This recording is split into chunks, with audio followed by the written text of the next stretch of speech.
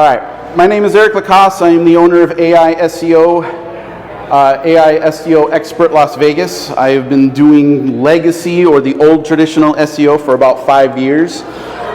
With June 1st came the birth of AI mode, and a lot of SEOs kind of were dreading that date, and a lot of SEOs said, wow, this is going to be a whole new area of marketing and analytics.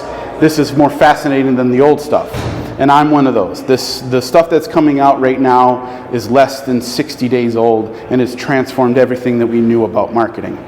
But before we get to the new stuff, we got to go over some of the old stuff.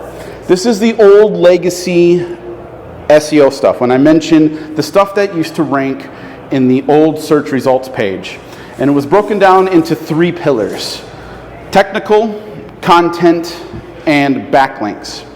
So when we look at technical, we want to look at what the most important element of your technical SEO is, and that is the site load speed.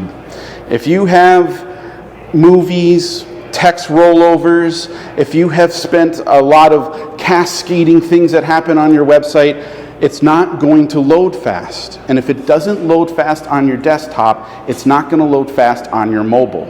And that is a big, big factor when it comes to AI.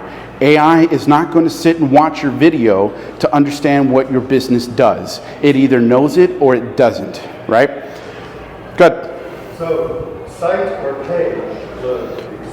The whole load of the page, so the URL, right? All right, so, but not the sub-page. Everything. Everything has got a score, a ranking score. There's the first page that comes to the end. That's the home page, so that would be the URL of the home page. That's the most important. Well, yes, but everything, even including everything beyond that. Okay. The whole point of what LLMs are looking for is that you minimize what you have on your website. You minimize it. You can download the video, you can put the PDF on there. You want efficiency. You want an A score. You want a 90 out of 100 for loading on your desktop and loading on your mobile. That's the goal, because that forces the LLMs to say this person is efficient, this website is efficient. Now, if it's bloated and it's got cascading this and it's all messed up, and we're not even talking about the grammar, but if that isn't even there, you're not going to get seen in the AI world. You have to fix that. Go ahead. So, in using AIs, quite often they produce markups.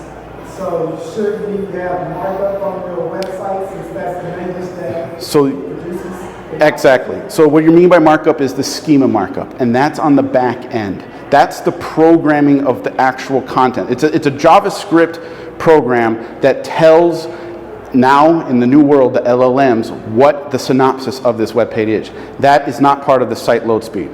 That's back end stuff. That's a back end program. Schema markup. What is the site map? What's the site map? Sitemap is different because that is going to show home page, all the cascading pages, and then everything that's below that. It's a graphical representation of the orientation of the map. That's not site load speed either. That's required by your provider to have that ready, right? So someone can actually purge and see what is actually the structure of your website. So along with technical, we have the server codes, right? The one that we all know and we all dread is the dreaded 404 page not found, right? That's a big one. You have those, you gotta clean it up. You gotta clean up the linking. 301 redirects, 302 redirects, 200s are always the good to go. Broken links. This is an old legacy thing, but still I see this in pages even today where it clicks to a link and it goes to a 404, or it clicks to a link and it's not secured, it doesn't have an SSL certificate. Those are things that as a business website owner, you gotta clean it up, because this is old legacy stuff, and you can't be seen in the modern world if LLMs are seeing that you have a 404 page error. Internal linking. This is another legacy element that's even more important today. If you write blogs, are you linking other blogs to your blog that you just wrote and are at the bottom, right? So you write a page about ABC, but in a certain point in your blog, you know that you wrote a blog about this subject. You hyperlink it, and then it goes right back to the new or the older block. When you want to do this is so that you keep people on your URL, which is time on website. The golden number is 1 minute. Many websites are lucky to get 10 seconds. It just depends. You have to build an ecosystem of all the things that you know, all the things people need to hear about what you do, and link it according in your own website. And then the H1 to H6 layout. This one we're going to talk about a little more in depth with the new AI, because this is a very important part of the new Embedded Relevance Score. Go ahead, take as many pictures as you want. This is the one that, in my previous presentations, AI and what I do is I have to simplify websites. It has to be in H1 to H6 layout, and I will break it down what that actually means. But we have to start looking at breaking our websites down to understand and communicate human to human through AI what it is that you do. Next one, content. We're going to talk about search intent in a little bit. That's a big one that still even applies today in the AI world. The one thing that we can take out is keywords. Keywords don't matter anymore. Keywords are irrelevant. They don't matter because of what is happening with what's called chunking, taking a person's website and breaking down all the words to a mathematical equation. We don't ever have to think about keywords ever again. Doesn't matter. Ranking for keywords is irrelevant. Social media. Social media, very important in the new AI world, because you have to bring people that you're posting to come to your website to make a decision. That's the whole gist of it. What are you telling someone on TikTok today about your business that is different than anyone else, that they would want to be interested to learn more about you? That's how social media in the AI realm is going to work. It's how you build the funnel. Videos, short form, long form, explaining the things about what you do, your process, people that you've worked with, people you want to work with. Videos in short form and long form are absolute gold right now. And the thing is, it's consistency. It's consistency over time. On-page SEO. On-page SEO is going to be the make it or break it in the new AI realm. We have to get used to the fact that a website that was getting 100 visits 3 months ago is probably going to get 5 in the next few years, maybe in the next few months. Your on-page SEO is going to convert 4 out of them, 4 out of those 5. What is it that that person's going to get when they come to you? How have you created content that attracts them? And have you made your website attractive enough so that they stay and they make an action? A phone call, an email, a text. That is what on-page SEO is, and that's going to make or break websites in the modern realm. And blogs. This is your opportunity to talk about who you are, why you are selling what you're selling, who is the customer that you want to reach, what are they interested in. Along with internal linking, you can keep people on your web page with one blog and they end up reading 5. But you have to link what's going on in a system so that they go through a flow and they still stay on your domain. Backlinks. As I stated in my panel, backlinks is going to be, especially local directories, is what LLMs are going to be separating the agents that they're going to find as opposed to the ones that they're going to overlap. The easy layup local directories. Yelp, Yellow Pages, Hot Frog, Manta. These are simple directories that add a domain rating to you. You go up in domain rating because you've taken your website and you expanded the reach. It's not the sit it and forget it anymore. You have to look at and see where else can you put your website? Who else would be interested in your business? Blog outreach. Along with writing the blogs, you have to sell your blogs. Who in your audience and where else is your audience resonating in the internet that you can reach out to and say, hey, I wrote a blog that pertains to your audience. Do you mind making a link to it? That's the selling in SEO. It's how that content that you've created, who else needs to know about it? It's not going to be magically found anymore. You have to do the work and dig in and find, this is the audience that I want to reach. Partnerships. If you have a business and you know that the audience of your business, the customer base, the research of your audience pertains to a different type of business. That's not a competition, that's not in the same realm as you, but they both work within the same audience. There's nothing wrong with reaching out to them and saying, I know your audience is that, my audience is that, is there any way that we could partner up? Is there any way that we can communicate together so that we have 2 assets reaching this audience and double your numbers? Podcasts. Don't ever start one. Don't ever start one. Get on as many as you can, because if you start a podcast, what did you just do? You have your business, and now you just created another one. One of them is going to take precedent over the other. You're going to spend more time on the podcast than on the business, or on the business and not the podcast. You got to focus your efforts. But getting on podcasts for the backlink, absolutely necessary. You should try to, as much as you can, to get on as many podcasts to talk about what you do, because of the technical back end, which is the backlink for the episode, right? That's why being on podcasts is more important than creating one. Guest blogging. This is where you would pay money to write a blog for a website. This has been going on for quite some time, depending on the type of authority that blog or that website has. You could pay money for whatever industry is, write a blog, pay them, get it onto their website, and you take the traffic, right, for that blog. It's been an industry known practice for years, and it's still going to be a big part of the industry today. Moving on.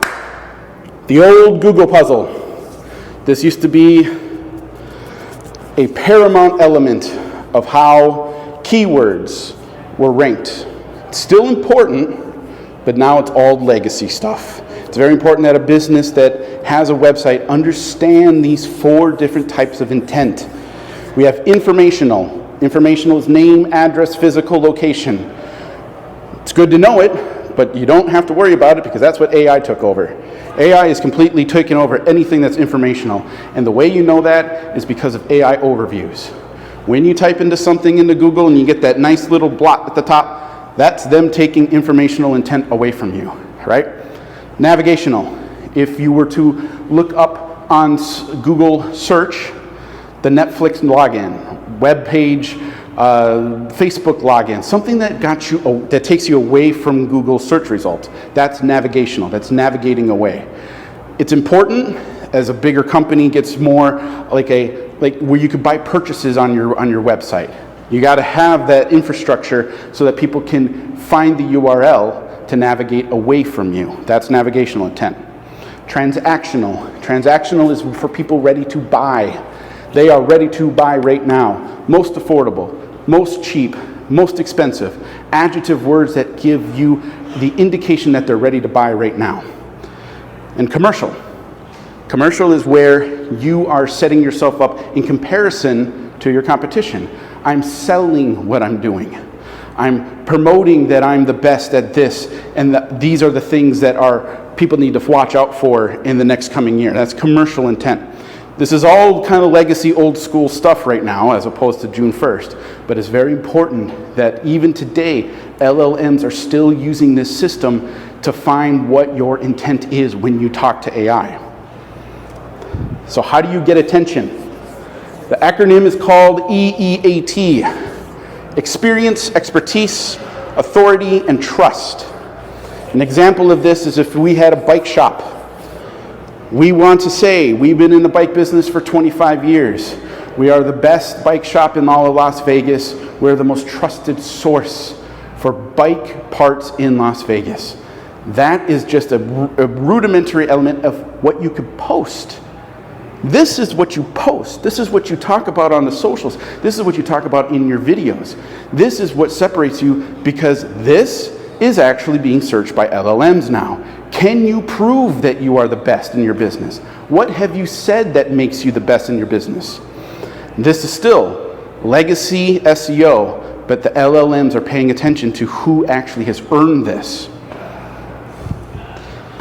Now the new stuff. So SEO has already shifted. Search engines are no longer a thing. They're part of the dinosaur package of internet search and has been replaced with generative engines. What we have here is an example of the traditional SEO and now the new AI. As we said in the beginning, keyword research, content optimization, link building, using the 3 pillars in the old legacy system got you somewhere if you were a restaurant that were selling burgers.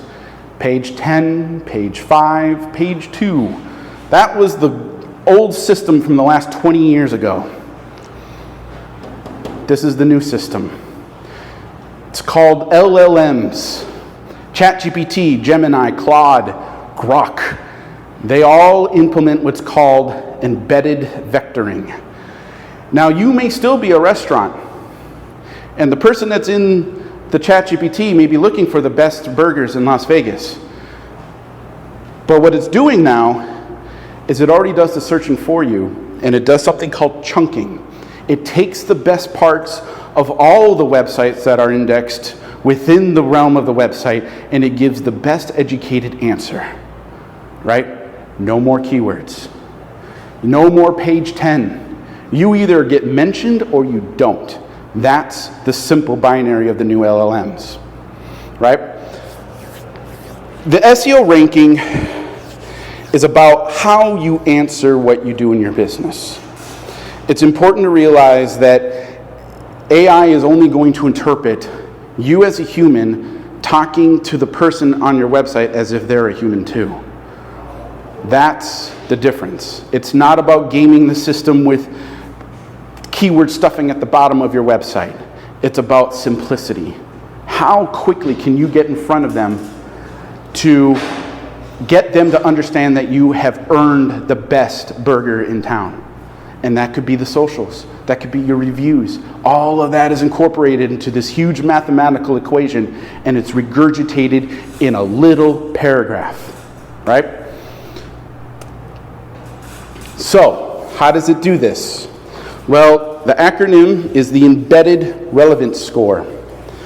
This is the rank brain, or the ranking system of Google, Gemini, Claude GPT, Grok. All the LLMs are using this system.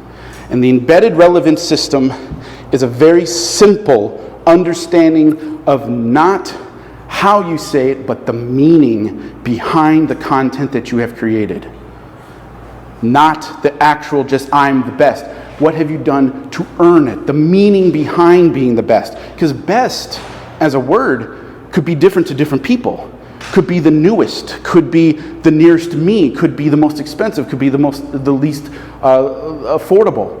Best in its own word is an adjective that LLMs have to discover what you think best is.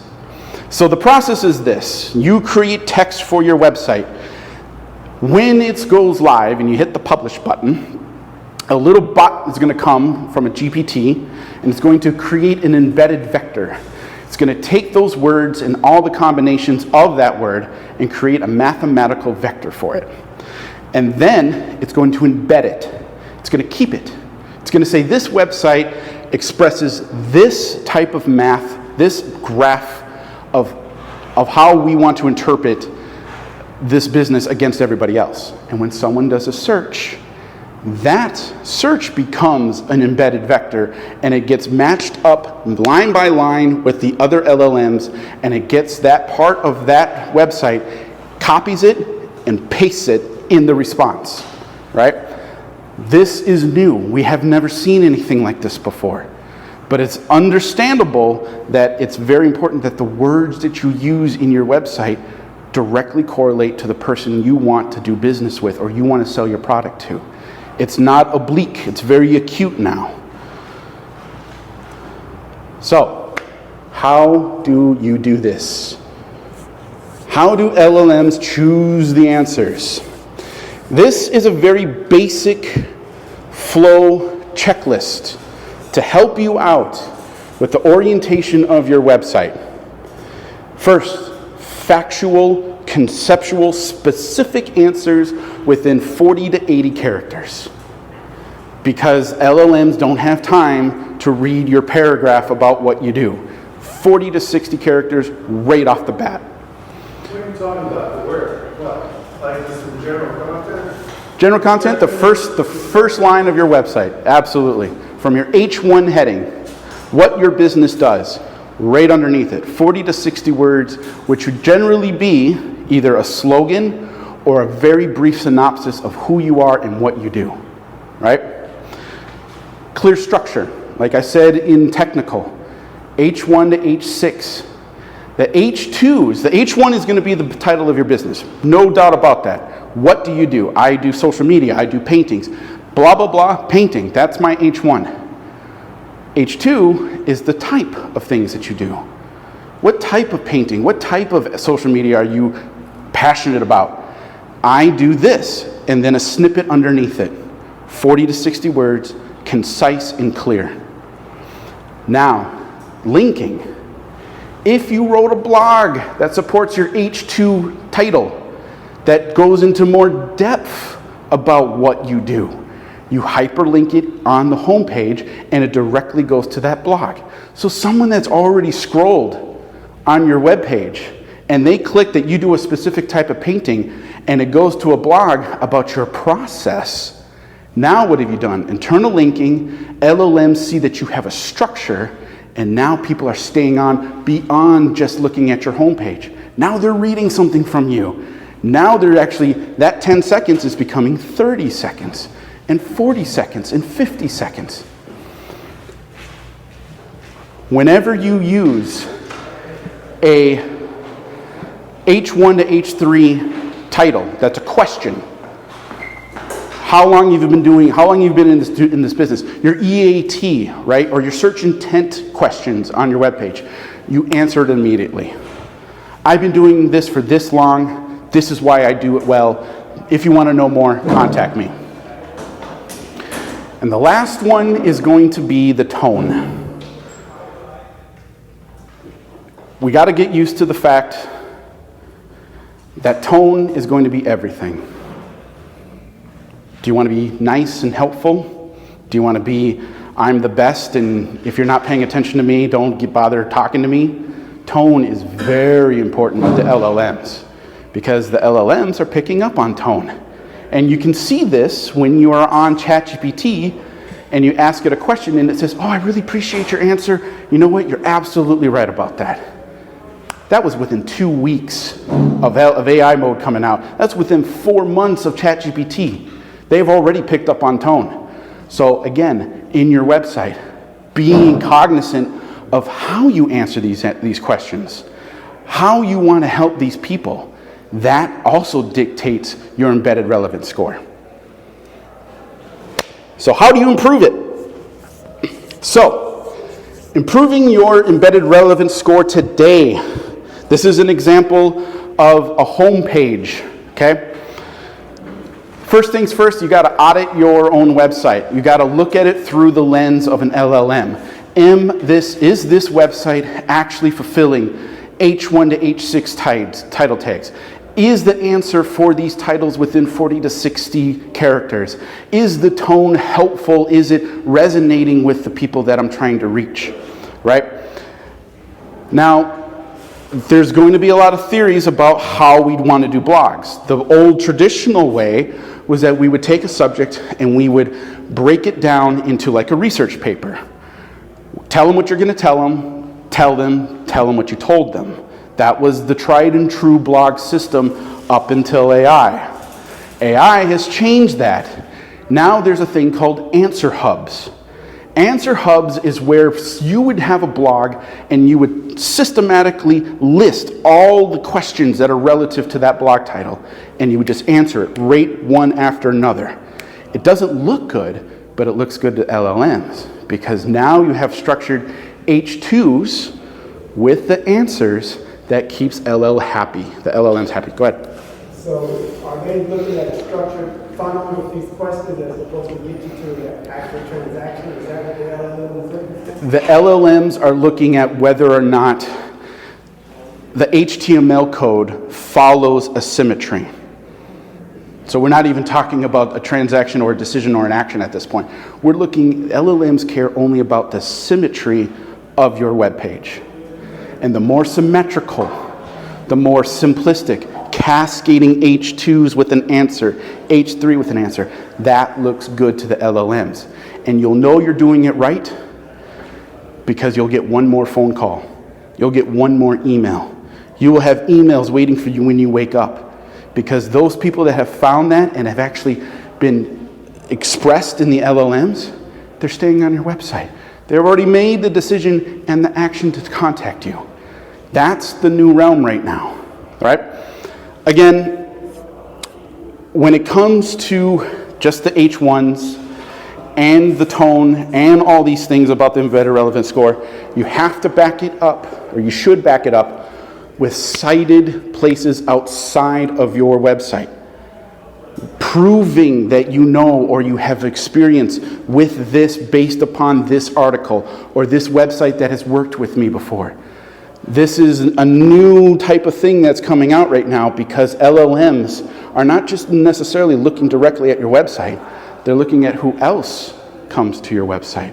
Who have you reached out to and who's reaching out, who you reaching and who's reaching back to you, right? Go ahead. I just got here, but what is H1, H2, and H3? So H1 is the title tag of the very top of your website. So H2, it's the structure, the HTML structure of the most important element of your business, supporting text underneath it, and then everything else goes from H1 to H6. In the legacy system, H1s were embedded in the RankBrain ranking system. Whatever you put, that's why your meta tag or your meta description, that wasn't considered an H1, right? The title of your domain. It's still important, but we have to ask ourselves, why would someone want to reach you? What is the first thing they need to know about what you do within 40 to 60 characters? And then everything that's subsequently built below that. So, any questions? Any questions at all? Go ahead. I write for like a small business blog. One of the things they do is they have me put all the draft blog into the SERP SEO. Yep. So given what you're saying about keywords, are they going to stop doing that? They're going to have to adjust. So what SERP SEO, which is a paid subscription that basically is a blog writing system, they are very good at looking, and they use LLMs to basically fan out on an LLM's behalf to write a better blog than what is already out there. That's why they have like a compare and contrast, and they also have like a blog writing score. Well, that's what I do. I have to it has to be like a score of 65 or higher. Yep, so that's a human score. On a whole list of keywords they ask me to make sure I enter. Yeah. So that's no longer... It's in the new AI world, keywords are going to have a very minimal place. And I'm not saying they're gone completely, like you should never do keyword research. You should still look at what the core industry keywords for the business that you're working is. But that number of volume versus competition, it's irrelevant. Because the LLMs now, all you get is one mention. You don't get 100 visits anymore. You get one. And the point being is, the keywords still need to be there, but what about the keywords that will resonate with the person reading it? Because you're writing for them. You will never ever write for an LLM. You're writing for the human first. The LLMs will categorize it for you later, right? In the old system, we were writing for the algorithm, right? That's what we all wanted. We wanted high volume, low competition keywords all day, every day. Pile it into an AI bot and then pull out some kind of blog. Those days are done because nothing happens. No one wants to read that anymore. And even the ChatGPTs out there now have already learned when someone has done that anyway. Google knows that without a doubt because of all the algorithms updates from June that kiboshed all of that. SERP SEO is still important, but you got to read the tone. And you can change the tone on SERP SEO. What is the tone that you want this blog to resonate with?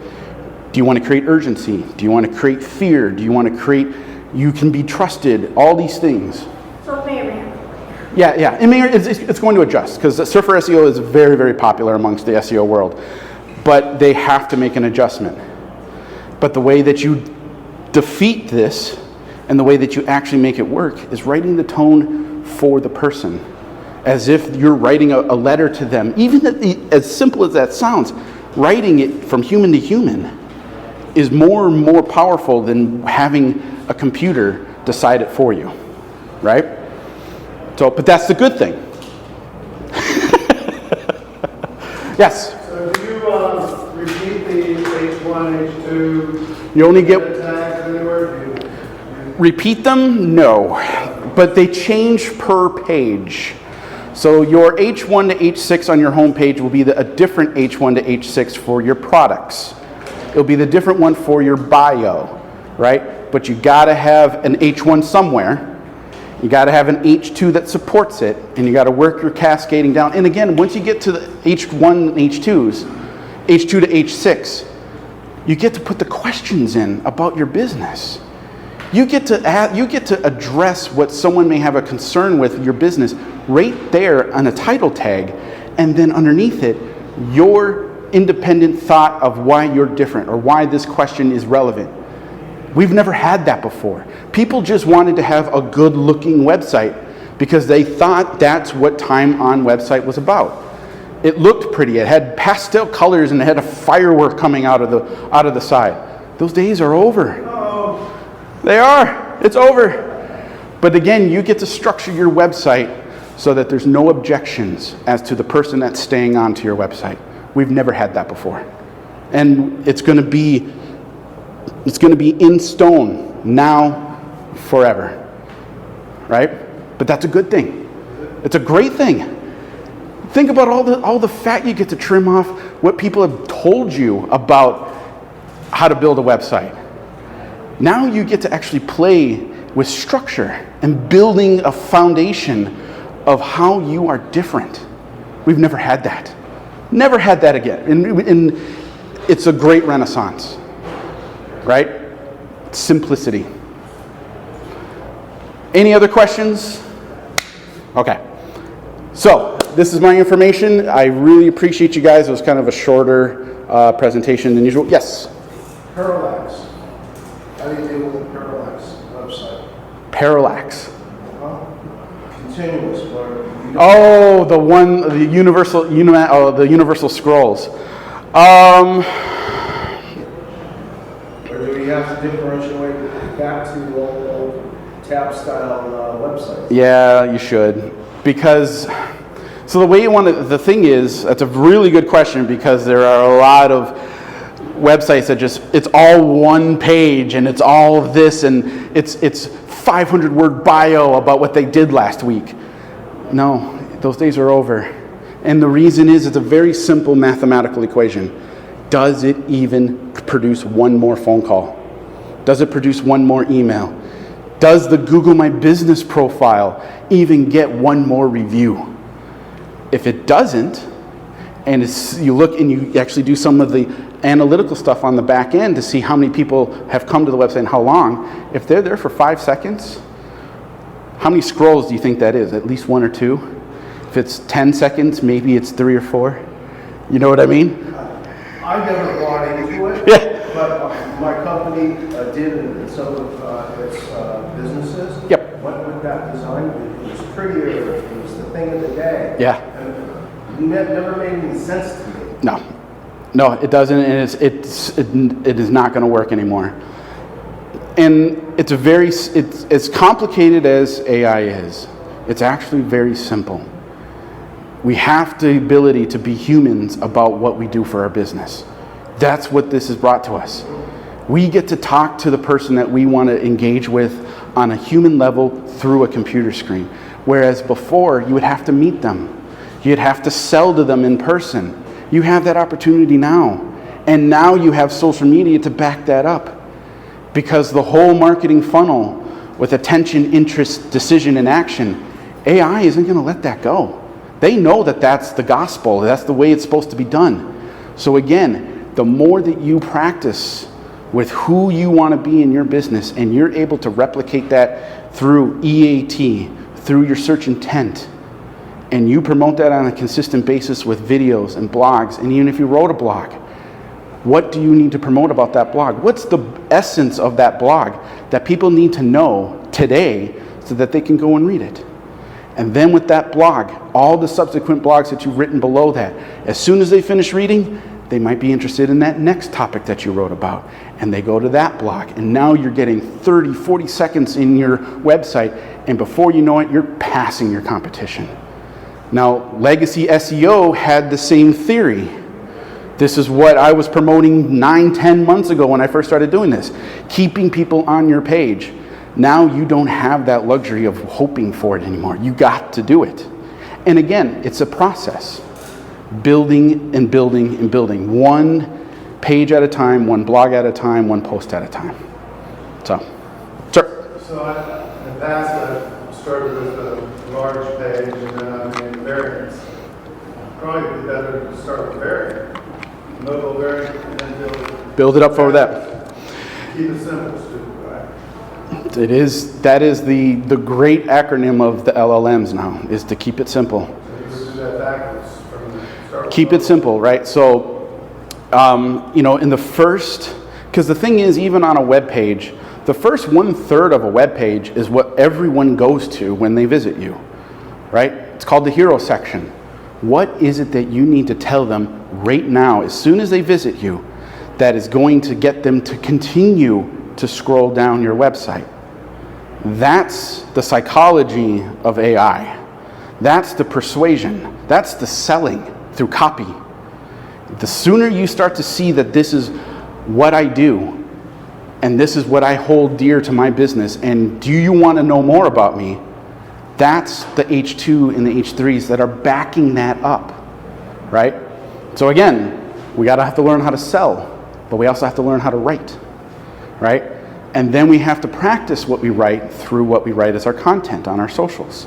You get to practice it with all the time. Do 100 posts and then hold on to the copy of your top 20 posts. Right there, that is all you need to have in some remnants on your website. But most people will do 1 a week, 1 a day, 10 a month. You're not gonna have enough data to see what is actually resonating. But if you did that, 100 a month, you would have a clear idea of who your customer is, what they want to know about you, and structure your website according to that. 100 what blogs? 100 pieces of content. So Instagram videos, 100 pieces of content. And not just like on Instagram, you have to put it on your website. No. So what I'm saying is, from the awareness element of the top of the funnel, if you were to do 100 pieces of content, video, Instagram, Reels, and you took the top 20, you would know that that copy that you wrote for those probably should be on your website somewhere, because it's already resonating at the top of the funnel with the socials. Now you get to reverberate it when they come to your website to make a decision. Sure. Well, how might you also audit your website by, I guess, prompting the different AIs, Grok, Chat, etc., to determine what might be the top 20 or top 10 that it produces? So you can self-audit your website right now. You can ask ChatGPT this afternoon, this evening, I have a website, I'm a business owner, I own this website. What do I need to do for you to see me in your LLM? It'll give you a list. That's your audit right there. Now, of course, it's going to give you a lot of things. It's going to give you schema markup. It's going to give you the H1s. It's going to give you posting on social. But it's right there because you're asking it. LLMs and AI is just going to produce what it needs to make you happy. You're a business owner. You're there to produce a product that keeps customers happy. Completely different things, right? Good. Well, Google's still going to sell ads. They're going to let you pay to get your site up on the list, right? So, yes, that's what the old SERP is, right? But with AI mode, there are no ads for now. The rumor mill is that in 2 years, they're going to add the blue links from the old SERP into the AI mode. But as of right now, Google ads are not as powerful as they used to be, because by day, more people are using LLMs and ChatGPT and Gemini to do their search engine inquiries that they're not even seeing the ads, let alone click them. But again, this is what we wanted. We wanted this. We were sick and tired of 3 Google ads at the top of every search. We were sick and tired of local map packs that didn't even show us what we were showing within a 3-mile radius. We were tired of the snippets. This is what we got. This is what we wanted. You know what I mean? Now, of course, the ads are going to come. They're going to come in. They're going to have to put them somewhere. But right now, this is the time to build your website for the LLM, so that when that day comes, like I knew that AI mode was coming a year and a half ago, when the blue links come back in, you're prepared. Go ahead. Well, just to I guess, second the comment that you made, because now when I do a query, if I don't get the AI answer, Yep. I get an ad, Yep. then I reframe the question, because I'm not even wanting to look at it. Exactly. No, you're absolutely right. We're just tired of it. Every single person that was on the old SERP was just tired of all the bloat. But Google's a $1 trillion company, and this is what they decided to do, with always a back-end plan to make sure that you can spend money with them. But whatever that integration is, it will happen quick. It's going to happen. So, but until that time, you have the great Renaissance opportunity to restructure your website, period. So, any other questions? Let's leave that. Yes? So before AI was social, not social, like your Instagram page, YouTube, Facebook, all that, was that not really at all important in how you did it for SEO, and now it is? It always was. It's just more important now than ever, because a lot of people didn't put links in their posts. I mean, a lot of people on their Instagram still have link trees. And a link tree is not efficient whatsoever. It's just not. You're paying for a one-page block of buttons when people could actually find you through your own link in your Instagram and go directly to your website. So, Or not only that business model of Linktree never made any sense to me. Nope. Because it's like, take all of your social media links, put them on your webpage, and conversely, on all of your social media, put all of your links. Continue to have interactive, and in fact, if you had multiple pages on your social media, go back to the multiple pages on your website and do as many links as possible. you couldn't rank for keywords. You didn't get a backlink. You didn't get the referral code. You didn't get nothing except a monthly charge to a closed system in which you got to pick your color and what you wanted to link your buttons to.